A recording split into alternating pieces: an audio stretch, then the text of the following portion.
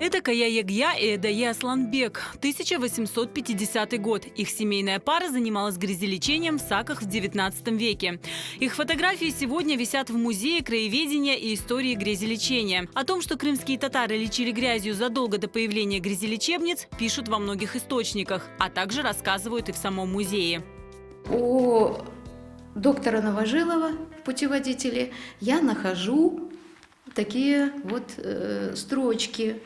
Курорты грязевые были дорогие, они для привилегированных классов, но наряду с этими курортами династия Кая-Ягья, муж и жена Эдае Асланбек, занимались грязелечением, арендовывая уже у них, вот у военного госпиталя, который был, часть озера. Это был 1886-90-е годы. Это, то есть, конец XIX века.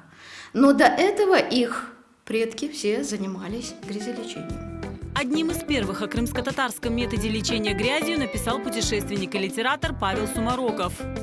Именно Сумароков впервые в 1803 году в своей книге «Досуги крымского судьи» написал о татарском этом методе грязелечения.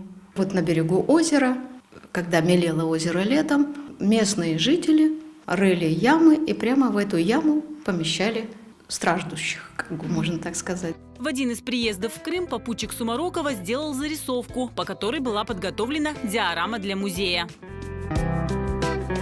Халиде Мустафаева посвятила много времени изучению истории грязелечения, выяснив в итоге, что грязью лечили предки ее близких родственников. Они рассказывали, насколько ответственно целители подходили к лечению.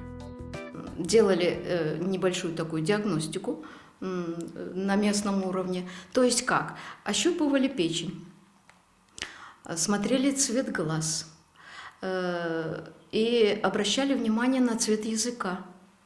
Ощупывали лимфоузлы, умели мерить давление человека, пульс, понимаете? И только после этого они уже предопределяли, сколько кому можно пролежать в этой грязи.